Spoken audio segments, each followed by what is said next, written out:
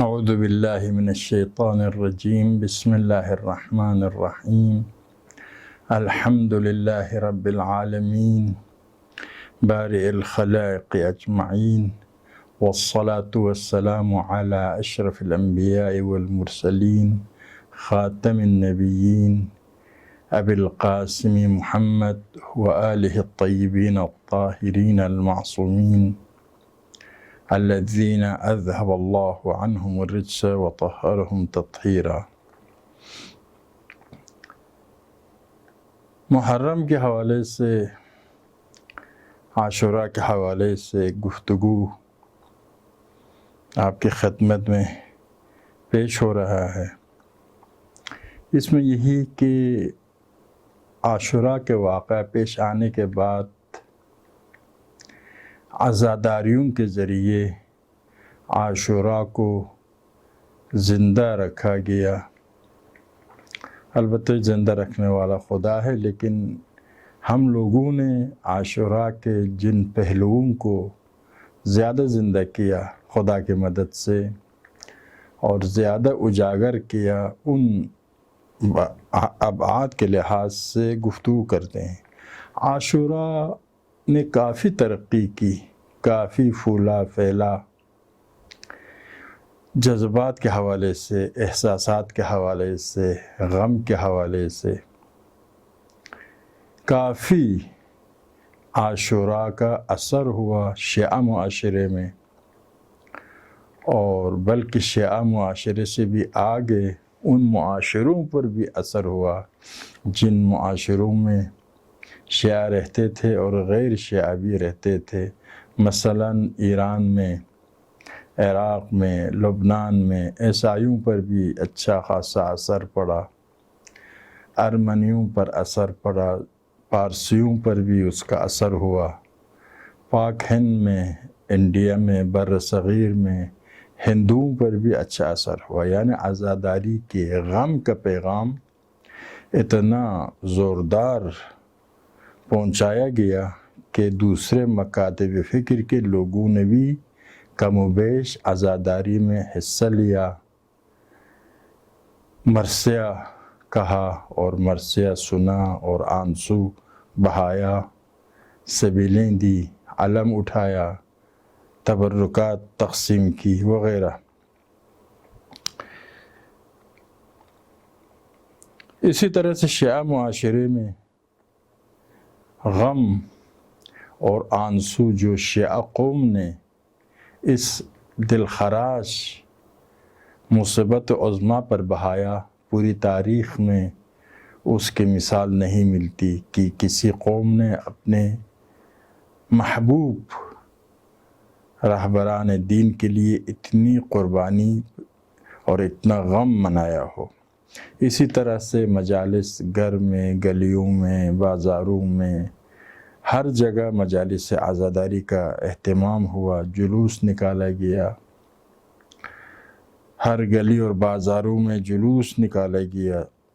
عزاداری کے راہ میں قربانیوں کا ایک سلسلہ جاری ہوا۔ دشمنان اہل بیت جان سے مار دیتے تھے، اس کے باوجود برداشت کیا۔ یہ سارے عزاداری حسین کی شیعہ قوم پر اثرات، اور شیعہ قوم نے ان اثرات کو، اس عزاداری کو غم کے پہلو سے، اشک اور آنسون کے حوالے سے کافی حد تک اس سلسلے میں کام کیا۔ اس کی وجہ بھی واضح تھا، جب اتنے عظیم واقع پیش آ جائے تو فطری طور پر آنسو بہانا، قربانی دینا، محبت کا اظہار کرنا، یہ فطری عمل تھا، فطری رد فعل تھا۔ دوسرا یہ ہے کہ مصائب کی جو شدت کربلا میں دیکھنے میں آئی، پوری تاریخ میں شاید کسی اور مقام پر دیکھنے میں نہیں آیا۔ اور پھر مصائب کس پر ہوا؟ حسین پر، نواسہ رسول خدا پر، خاندان رسالت پر، سیدانیوں پر۔ خاندان رسالت اسیر ہوئے، اور اس کے علاوہ گریہ بر حسین کے جو ثواب ہے، عزاداری کے جو ثواب ہے، ان سب کی وجوہات کی بنا پر عزاداری شیعہ قوم میں عروج پر پہنچا اور تمام تر مشکلات اور دشمنیوں کے باوجود، ناصبیوں کی طرف سے، دشمنان اہل بیت کی طرف سے سازشوں کے باوجود یہ عزاداری آگے بڑھتا ہی، پھولتا پھیلتا ہی چلا گیا۔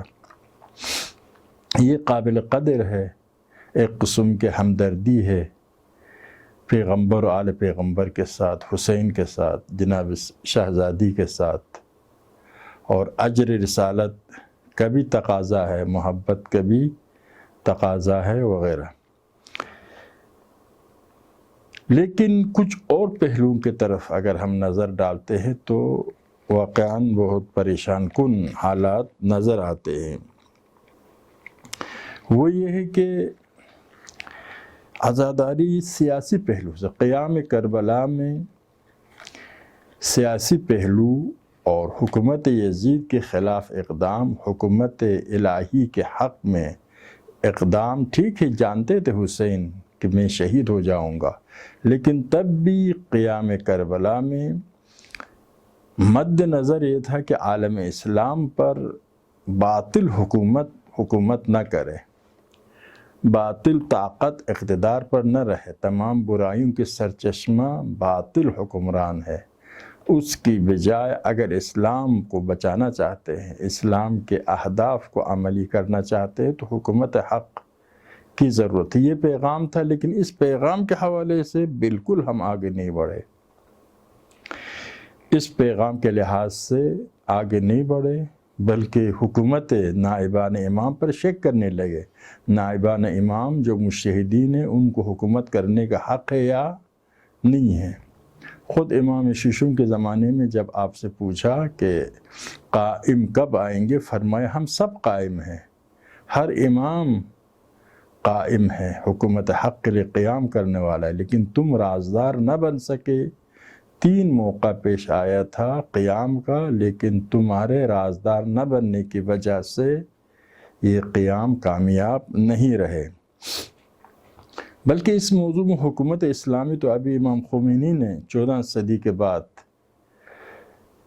اس کو زندہ کیا، احیاء کیا، اگرچہ اس میں بہت سے لوگ ساتھ نہیں دے رہے ہیں، بدقسمت لوگ، لیکن حکومت سیکولر حکومت یعنی غیر اسلامی حکومت بھی ہم نے نہیں بنایا۔ بحرین میں سینکڑوں سال سے شیعہ رہ رہے ہیں، حکومت دوسروں کے ہاتھ میں۔ عراق میں سینکڑوں سال سے شیعہ رہ رہے ہیں، حکومت دوسروں کے ہاتھ میں۔ آذربائیجان میں حکومت شیعہ کا کوئی نام و نشان نہیں ہے، جبکہ اکثریت شیعہ ہے۔ تو یہ آپ خود دیکھتے ہیں کہ یہ اس حوالے سے کربلا کا جو ہدف تھا، قیام حسینی کا جو ہدف تھا، اس حوالے سے نہ صرف آگے نہیں بڑھے بلکہ کہہ سکتے پیچھے ہٹے۔ ابھی ہمارے دور میں امام خمینی نے اس علم حسینی کو بلند کیا اور شیعوں نے بہت بہترین لبیک کہا اور اقدام کے لگتا ہے مشکل رہبروں کی طرف سے ہے، عوام کی طرف سے زیادہ نہیں ہے، ورنہ جیسے امام خمینی جیسی شخصیت نے اقدام کیا تو اس کے ثمرات سامنے آئے۔ اسی طرح سے قیام کربلا کا مقصد عبودیت، توحید، خدا ہدف تھا۔ آپ شب عاشور مہلت مانگتے ہیں نماز کے لیے، قرآن کے لیے، دعا کے لیے، ذکر خدا کے لیے، اس لحاظ سے ہم آگے نہ بڑھ سکے۔ میں یہ نہیں کہتا ہوں دوسرے مذاہب والے ہم سے بہتر ہے، کیونکہ آپ نماز پڑھیں گے پوری زندگی، اگر وضو میں پاؤں کو دھو کر نماز پڑھیں گے، پوری زندگی کی نماز کل عدم ہے، کیونکہ مطابق واقع نہیں ہے۔ لیکن خلاصہ ظاہراً جو دوسرے مذاہب والے عبادت، معنویت بجا لاتے ہیں، اس جیسے بجا لانے میں ہم ناکام رہے۔ کربلا سے یہ پیغام ہم نے نہیں لیا، شب عاشور مہلت مانگا ہے اسی لیے۔ تو احب الصلاح جو امام نے فرمایا، اس سے پیغام ہم نے نہیں لیا۔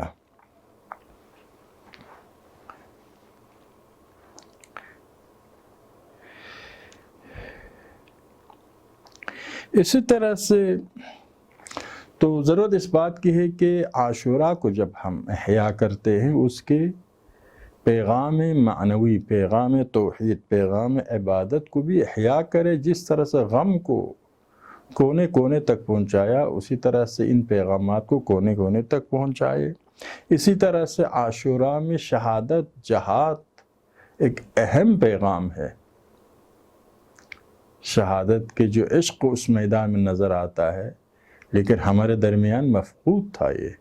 ابھی امام خمینی کے قیام کے بعد شیعہ قوم اس میں سب سے آگے بڑھے، کیونکہ کربلا کی سیرت سامنے ہونے سے آسانی کے ساتھ شیعہ قوم نے شہادت کے لیے، جہاد کے لیے اپنے آپ کو تیار کیا، لیکن اس سے پہلے اس میدان میں ہم آگے نہیں بڑھے، ورنہ ہمارا حق پر غیر قابض نہیں ہو سکتا تھا۔ اسی لیے ہر عزادار ایک مجاہد بننا چاہیے اور کربلاؤں کی طرح دین سے دفاع کے لیے تیار ہونا چاہیے۔ اسی طرح سے کربلا کے ایک اہم مقصد امر معروف نہی عن منکر تھا، اس حوالے سے بھی ہم آگے نہیں بڑھ سکے۔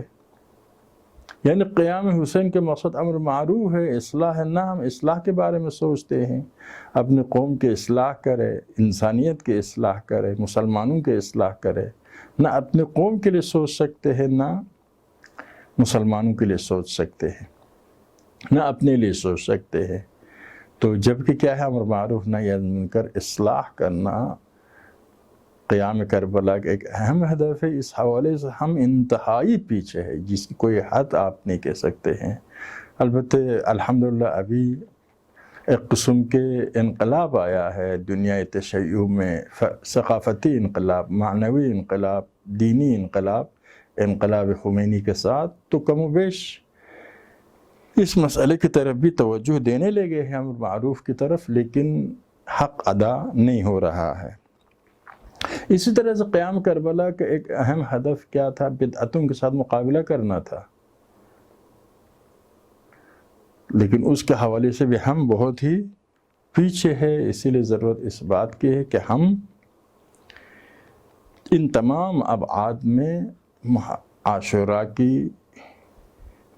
کے پیغام کی تبلیغ کرے، پیغام کو ہر جگہ تک پہنچائے۔ اس میں ہم سب کی کوتاہی ہے۔ وصلی اللہ علی محمد وآل محمد۔